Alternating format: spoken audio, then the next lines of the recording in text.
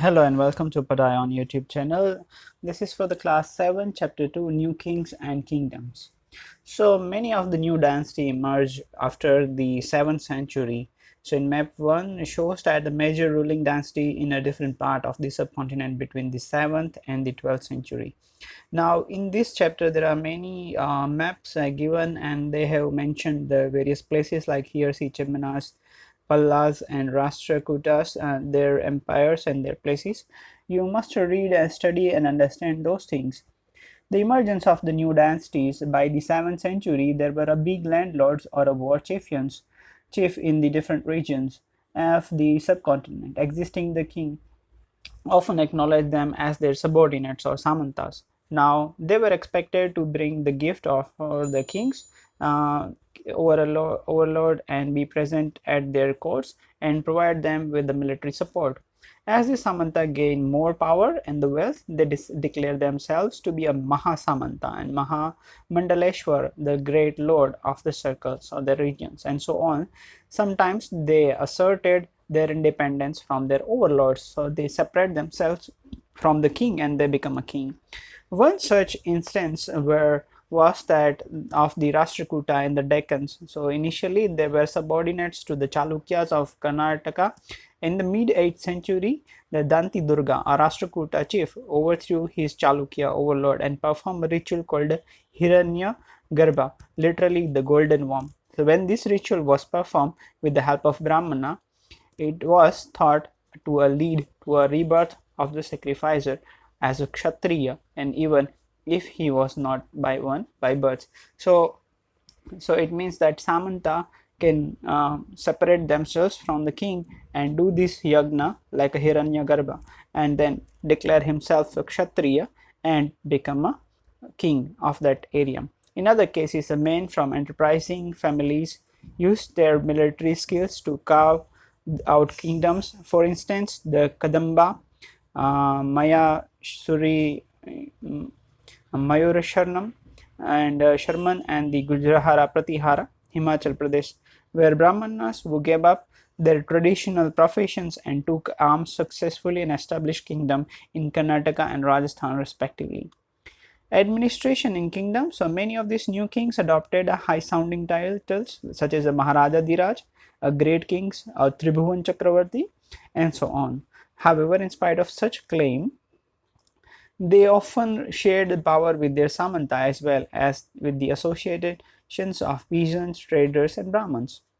In each of these states, resources were obtained from the producers, that is, the peasant, cattle keepers, artisans were often persuaded or compelled to the surrender part of what they produced. So sometimes these were claimed as a rent due to the lord who asserted that he owns the land, and revenue was also collected from the traders. So the people who live in their area give them a gift or a rent to the kings. 400 taxes were there, was mentioned in the previous book. These resources were used to finance the king's establishment as well as for the constructions of the temples and forts, and they were also used to fight wars, which were in turn expected to lead to acquisitions of a new wealth in the form of plunder and access to a land as well as the trade routes. So they were fighting for these particular reasons. You must note this down. The functionaries of collecting the revenues were generally recruited from the influential families, and positions were often hereditary. So if one person is collecting tax for the king, his son or daughter also going to do the same job for the king. This was true about the army as well. In many cases, the close relative of this king held these positions. Prashasti and the land grants. Prashasti contain a detail that may not be literally true, but they tell us how the rulers wanted to depict themselves as valiant, victorious warriors. For example, these were composed by the learned Brahmin, who occasionally helped in the administration. So, Prashasti means the word that are sang or written for the king, how king has defeated and king has attained the victory. King often renowned the Brahmins by the grants of land. So those who do the prasasti, Brahmins will receive a gift from the king. These were recorded on the copper plates, so which were given to those who have received the land. So this is the copper plates where it is written that land allotted to the Brahmins. Unusual for the 12th century was a long Sanskrit poem containing the history of king who ruled over Kashmir. It was composed by an author named Kalnahana. He used a variety of sources including inscriptions, documents, eyewitness accounts, and earlier histories to write this account. Unlike the writers of Prashastis, he was often critical about the ruler and their policies. So very few writers do write about the people living in that area. Warfare for a wealth. You may have noticed that each of these ruling dynasties was based in a specific region. At the same time, they tried to control the other's area. One particularly prized area was the city of Kannauj in the Ganga Valley. For centuries, rulers belonging to the Gujarat, Pratihara, Rashtrakuta, and Pala dynasties fought for the control over Kannauj because there were three parties. It is a long drawn conflict. Historians often describe this as a three-party struggle. As we will see in the page, rulers also try to demonstrate their power and resource by building large temples. So when they attacked one another kingdom, they often choose to target the temples. So from the temple they can acquire the wealth, which were sometimes extremely rich. You will read more about this in chapter 5. One of the best known such ruler as Sultan Mahmud Ghazni of Afghanistan. He ruled from 997 to 1030 and extended a control over a part of Central Asia, Iran, and the northwestern part of the subcontinent. He raided the subcontinent almost every year. His target were wealthy temples, including that Somnath of Gujarat. Much of the wealth of Muhammad carried away was used to create a splendid city of its Ghazni, which he was interested in finding out more about the people he conquered and entrusted the scholars named Al-Biruni to write an account of subcontinent. So this Arabic work known as the Kitab al-Hind remain as the important source for historians. Historians can get many details from a person who has written this note, Al-Biruni, for Muhammad Ghazni. He consulted a Sanskrit scholar to prepare this account. This account means he has wrote many things about India in that period of time.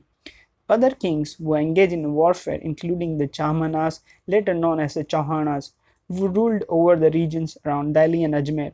They attempt to expand their controls to west and the west, where they were opposed by the Chalukyas of Gujarat and the Gahadwalas of the western Uttar Pradesh. The best known Chahmanas ruler was a Prithviraj III, who defeated an Afghan ruler named Sultan Muhammad Ghori in 1191, but lost him to him very next year in 1192. A closer look of Cholas Empire. So you see here it is the map given. You can look and you can study to have more details and to remember their areas. From Uriyar to Tanjore, how did the Chola rise to power? A minor chiefly family known as the Mutariyar held power in the Kaveri Delta. They were subordinates to the Pallava kings of Kanchipuram, Vijayalaya, who belonged to the ancient chiefly families of the Cholas from the Uriyar, captured the delta from the Mutariyar in the middle of the 9th century. He built the town of Tanjore temple and goddess of Nishumbha Sudini there. The successor of Vijayalaya conquered the neighboring regions and the kingdom grew in size and power. The Pandyan and the Pallava territories to the south and north were made a part of this kingdom. Rajaraj I, considered the most powerful Chola ruler, became a king in 985 and expanded control over most of this area. He also recognized the administrations of the empire. Rajaraja's son Rajendra I continued his policies and even raided the Ganga Valley, Sri Lanka, and other countries in Southeast Asia, developing a navy from these expeditions. So some kings try to expand their regions by taking splendid temples and a bronze sculpture. The big temple of Tanjore and the Gangai Koda Cholapuram built by Rajaraja or Rajendra, are architectural and sculptural marvel. Chola temples often become the nuclei of settlements which grew around them. So these were the centers of the craft productions. Temples were also endowed with the land by ruler as well as by others. The produce of this land went to maintain all the specialists who work at the temple and very often lived near it. Priests, garland makers, cooks, sweeper, musicians, dancers, etc. who lived near around the temple. In other words, temples were not only a place of worship, but they were the hub of economic, social, and cultural life as well. So this all activity carried out around the temples. Among the crafts associated with the temples, the making of a bronze image was the most distinctive. Chola bronze images are considered amongst the finest in the world, while most images were of the deities, sometimes images were made of devotees as well. Agriculture and irrigations. Many of the achievements of the Cholas were made possible through a new development in agriculture. If you look at the map too again, notice that the river Kaveri branches off into several small channels before the emptying into the Bay of Bengal, and this channel overflow frequently, depositing the fertile soils on their banks. Water from the channels also provide the necessary moistures for the agriculture, particularly the cultivations of the rice. So they were doing the farming of the rice. Although agriculture had developed earlier in the part of Tamil Nadu, it was only from the 5th and 6th century that this area was opened up for the large-scale cultivations. Forests had to be cleared in some regions, land had to be leveled in other areas, in the delta regions, embankments had to be built to prevent flooding and canals had to be constructed to carry water to the field. In many areas, two crops were grown in the year. So this is the well-developed irrigation systems help the kings to attain the benefits and for their people as well. In many cases, it was necessary to water crop artificially. A variety of the methods were used for irrigations. In some areas, wells were dug. In the other places, huge tanks were constructed to collect the rainwater. Remember that irrigation work required planning, organizing, labor, and resource. Maintaining this work and deciding on how water is to be shared, most of the new rulers as well as the people living in the village took an active interest in these activities. So they are well advanced in the irrigation process. The administration of the empire. How was the administration organized? Settlement of the peasants, known as become a prosperous with the spread of irrigation agriculture. Group of such village formed a larger unit called Nadu. These village councils and the Nadu had several administrative functionaries, including the dispensing justice and collecting taxes. So rich peasant of the Velela caste exercised considerable control over the affairs of the Nadu under the supervisions of the central Chola government. The Chola kings gave some rich landowners titles like a Muvendar Velana, a Velan or a peasant serving the three kings, Ariyar, etc., chief. So markers of respects and entrusted them with the important office of the state at the center. So that's how they were doing their administration. We have seen that the Brahmins of the received land grants from the Brahman Daya. As a result of the large number of the Brahmins settled emerged in the Kaveri valleys, as in the part of the southern India. Each Brahman Daya was looked after by assembly or sabha, prominent Brahmins landlords. These assemblies worked very efficiently. The decisions were recorded in a detail in inscriptions, often on the stone walls of temples. Associations of the trader known as nagarams also occasionally perform administrative functions in towns. Inscriptions from the Uttarmurur in Chingalaput districts, Tamil Nadu, provide a detail of way in which the Sabha was organized. The Sabha had a separate committee to look after the irrigation work, garden, temples, etc. So names of these eligible to be members of this committee were written on the small ticket of palm leaf and kept in the earthen pot, from which the young boy asked to pick the ticket one by one, and each committee members for each committee. So you can imagine how their committee were formed and how good system set up for the administrations of this area. That's the end of the chapter.